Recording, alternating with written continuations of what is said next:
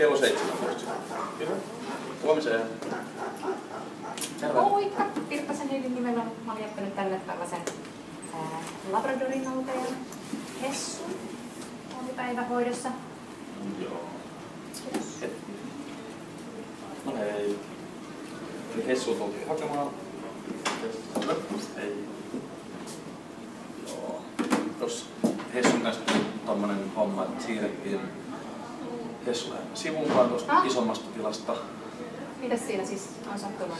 Onko Hessu ihan kunnossa? On kunnossa, että ajateltiin kaikkea parasta, että siirrettiin sitten vaan sinne pienemmään tilaan. Mitäs siinä siis kävi? Siinä oli aggressiivista käyttäytymistä. Ai siis muiden koirien osalta vai mitä siinä oli? Ei vaan Hessun osalta, että aha. Se on, jos on ensimmäistä kertaa tai tälleen, voi tulla tollaista, että ollaan ennenkin tavattu tämmöisiä tapauksia. Ei sillä kyllä ollut tavannut mitenkään aggressiivisesti käyttäytyä. Miksei tästä ole soitettu mulle? Kyllä soitetaan aina näistä tilanteista. Ei mulle kyllä soitettu. Siinä tapauksessa on tullut joku virhe, erehdys, väärinkäsitys, mistä ollaan hyvin pahoillamme. Okay. Onko tämä ihan normaalia, että tänne tuodaan koira sosiaalisoimaan ja sitten se siirretäänkin jonnekin pois? Tuoltahan tuleekin tuo meidän eläintenhoitaja Lissu, niin Lissu voi kertoa teille vähän tarkemmin tuon tilanteen. No moi. Moikka. Heidi. Mä jätin vielä Hessun tonne lepohuoneeseen. Ajattelin, että voitaisiin vähän jutella tästä Hessun väikästämällä meillä. Joo. Voitaisiin mennä tuonne vähän sivumpaan tästä näin. Joo, mennään tekemään. Olisipas hyvä nähdä se Hessu. Mä ajattelin, että sille on jotain sattunut jo oikeasti. Onneksi ei sen pahempaa sattunut. Istu, ole hyvä. Kiitos. Ottaisitko sä kahvia? No voisin mä vaikka ottaakin. Joo. Käytätkö kermaa sokeria? Ei ihan mustana, kiitos. Selvä.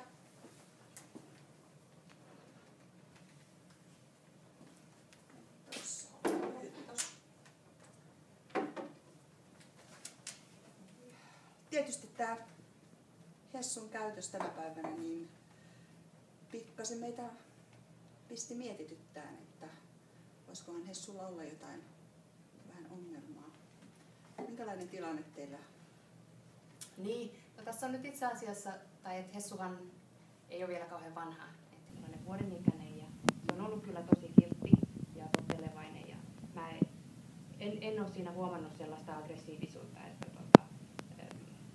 on sillä tavalla itsekin kyllä tosi yllättynyt tuosta tilanteesta, että meillä on toki, me ollaan nyt vasta muutettu tähän kaupunkiin, että ehkä tässä voi olla sellainen, että Hessu on ehkä vähän ollut nyt levottomampi nyt päiväsaikaa ja se oli itse asiassa yksi niistä syistä, että mä toin Hessun tähän teille hoitoon, että kun mä kuitenkin teen töitä aika pitkän päivän, niin sitten on helpompi Hessulla olisi sitten olla.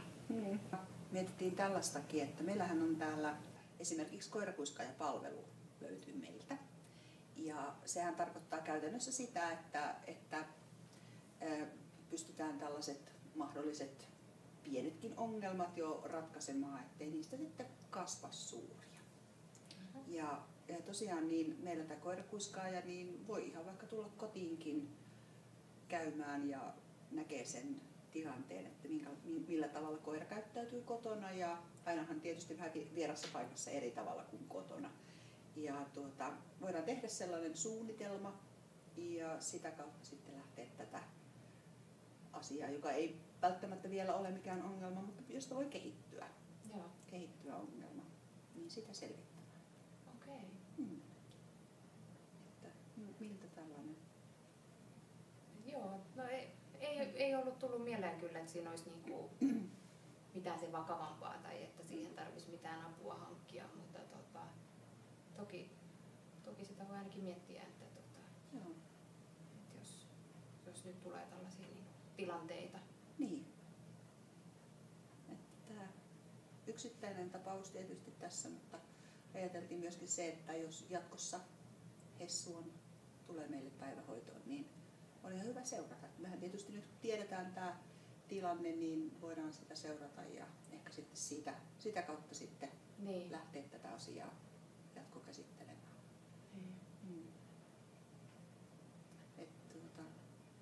Mielellämme kyllä Hessua täällä hoidossa pidämme, että en usko, että siellä on niin mikään ylitsepääsemätön ongelma Joo.